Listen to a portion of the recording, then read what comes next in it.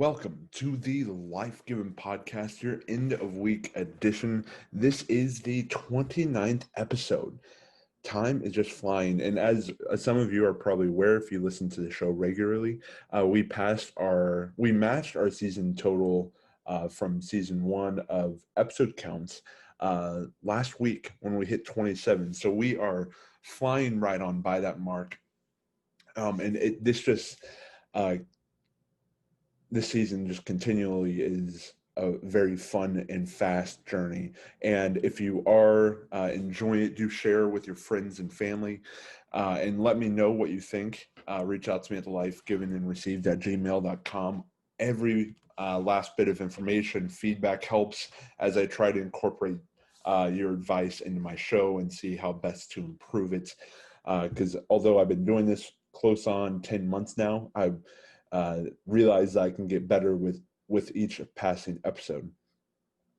Now, I have to be honest, in coming into today's show, in the lead up to it, I didn't exactly know what I wanted to cover because there's obviously a lot going on with the build up to the election, with sports talking about whether or not they should come back due to the coronavirus. We have fears over vaccines not being made fast enough or being made too fast. There's a lot going on, and this show talks a lot about things that get lost in the shuffle.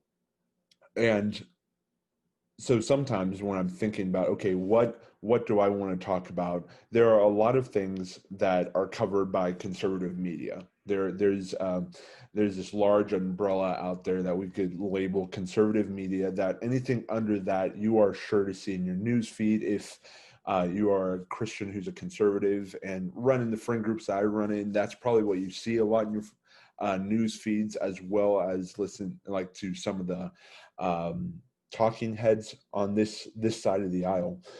So I want to try to get outside that umbrella and go and look for something that may not be as covered as much right now, but probably in the coming weeks it will be covered. That's just kind of the way things go. Someone starts talking about it, and then other people start talking about it. It gets traction, and then more people start covering it. So I would like to be at the beginning of this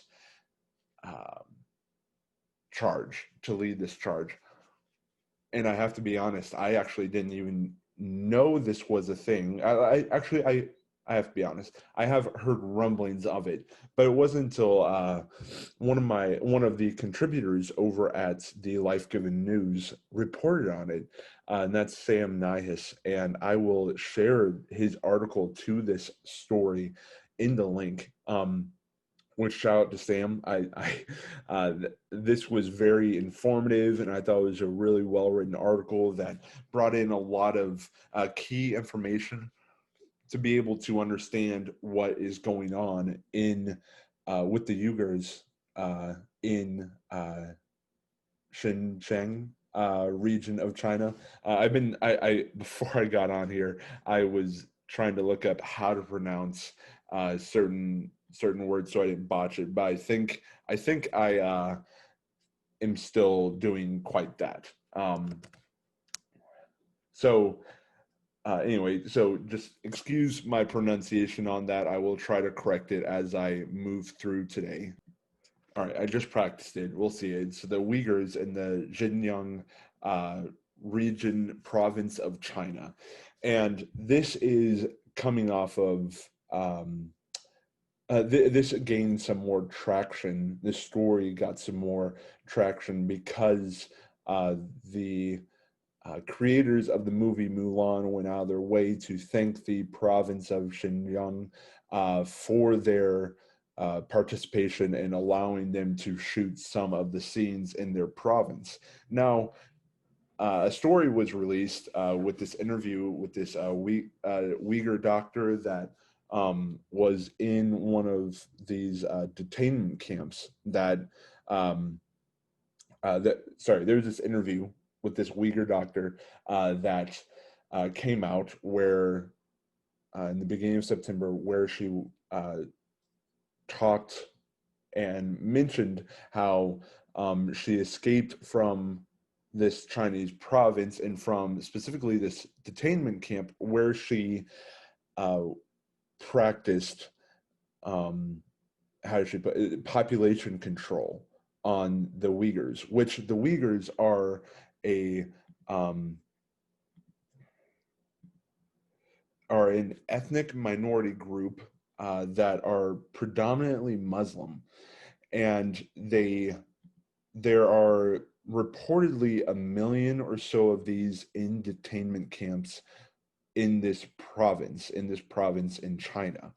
And this Uyghur doctor reported saying that there are multiple atrocities being committed on these Uyghur women that include forced contraception, forced abortion, forced sterilization, and forced removal of wombs, and that apparently she has participated in 500 to 600 operations on these women in this people group. And she said that she was working for the Chinese government on this, and that there was this one, or a couple of times apparently, that at least one occasion a baby was still moving when it was discarded into the rubbish. And for some evidence to back this testimony, birth rates in some Uyghur areas have fallen by 60%. Even though across the wider country the fall is just over 4%, because I know maybe some cultures prefer to have fewer children, but this falling 60% is crazy. Now the Chinese government denied this. They came out in 2017. The Chinese Communist Youth League detailed their view of detainment, saying that the training for these minority groups has only one purpose: to learn laws and regulations to eradicate from the mind thoughts about religious extremism and violent terrorism, and to cure ideological diseases. And they said, if the education is not going well, we will continue to provide free education until the students achieve satisfactory results and graduate smoothly. Now, that's a very different story than how this Uyghur doctor went to kind of explain it. She mentioned how the Chinese government has detained, that this, not the Chinese, not the Uyghur doctor in this article from ITV mentioned that there are more people that have come out saying that have challenged this narrative, saying that they're citing deaths, torture, forced abortion, sterilization, re-education of children to speak Chinese and to reject their culture. And so in this case, the Uyghurs, and it sounds very much like brainwashing. It sounds very much not like they're free to go if they disagree, or that this is free education without any kind of evil motivations behind it. And for those of you who maybe have heard the term human rights thrown out there, I think that they are indeed inalienable. I think that they come with the fact that man was made in the image of God, and that as self-respecting humans, we should grant one another love and respect that are due to people who are made in the image of God. But the United Nations do define human rights as rights that are inherent to all human beings, regardless of race, sex, nationality, ethnicity, language, religion, or any other status. Human rights include the right to life and liberty, freedom from slavery and torture, freedom of opinion and expression, the right to work and educate, and many more. Everyone is entitled to these rights without discrimination. So I read that and I cite that only to provide some context to when people say this is a violation of human rights, because obviously this is a violation of human rights if these testimonies are true, if these stories and these statistics are correct. And my question is, why isn't this being covered more? Why isn't this story being shared more? So I appreciate writers and journalists like Sam that go out there and collect this information and turn it into articles that can be read and summarized, and people can educate themselves much more quickly nowadays with just how quickly information can be turned around on the internet. And yet, I'm still surprised that this story hasn't been pushed more. And I wanted to share it with the small platform that I may have to do one of three things. One is to say, just be praying for our brothers and sisters around the world. I mean, even if um, uh, even if these Uyghurs may not be Christian, even if they aren't, Christians should be at the front of human rights activism. Um, and I think that position could be clarified and nuanced a little bit, but I think that Christians should lead the charge, knowing what we know and the fact that mankind is made in the image of God, in the image of God, and we should be the most pro-life people out there. And pro-life doesn't just mean for those who, for the humans that are not yet born. Pro-life includes every single life, and that goes without saying. But once again, in our prayers, we need to be remembering the people that are suffering from at the hand of tyrannical governments around the world. So obviously, the first thing that we can do, that you and I can do, is lift these people up in prayer. The next thing is to just share this story, to share either this article, the article that Sam wrote, this podcast that where we're discussing this. Share these stories and these resources with people, and seek to change or make an impact in the realm that you run in the circles that you run in. To just there is a lot to be said on just spreading information and disseminating information to people that might be able to do something. So say politicians or leaders in power that could actually step in and say, hey, cut it out, they might be able to skate free if the people they are representing don't know about a certain event. So there is power in liking and sharing something, right? And sending an email. There is power in spreading, in spreading information and disseminating information like that. So that's another solution. A third solution is to realize that this can be done anywhere. I mean, we talked about this with the pandemic. We talked about this with different conflicts in the current events arena.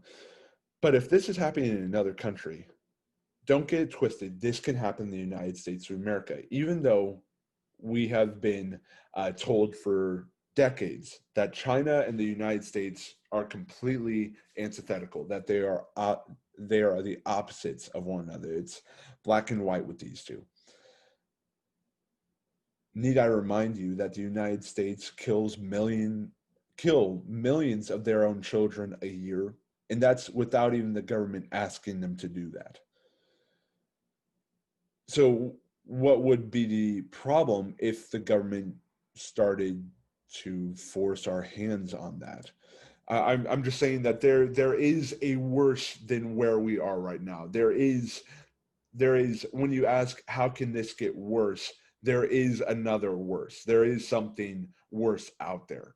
And so that's why we need to dig our heels into the hill where we're standing right now.